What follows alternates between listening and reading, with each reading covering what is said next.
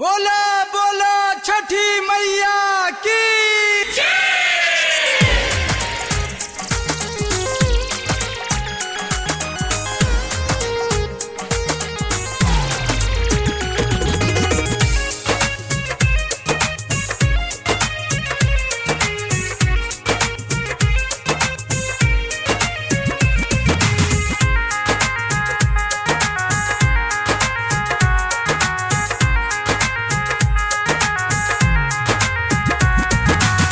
ले आईनी सारा सामान हम दुकान से भर लिह धनी तू सब ध्यान से ले आईनी सारा सामान हम दुकान से भर लिह धनी तू सब ध्यान से केरा नरिया लावा सेउआ के संगावा बोरी तू सब भर के ए धनिया हो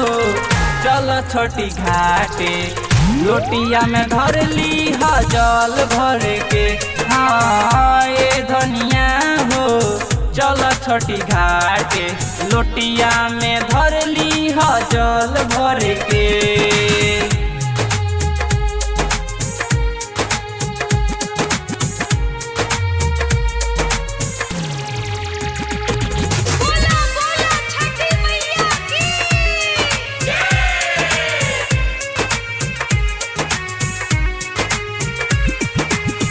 धली ह धनी ठेकुआ पूरी पका के खेती से ऊखी काटवा के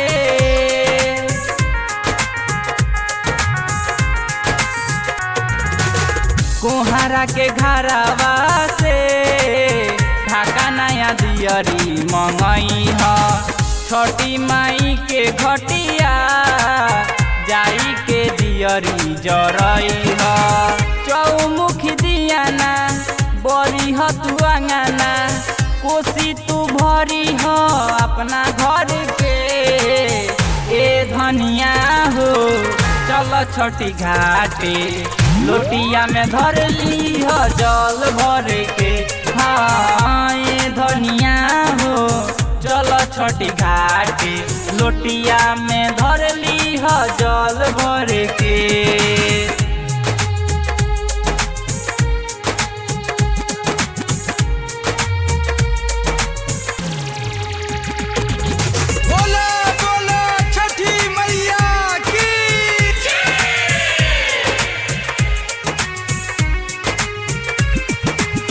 साल भर पछटी मैया वेली घरे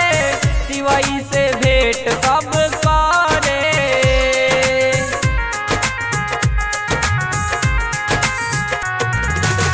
महिमा उनकर होखेला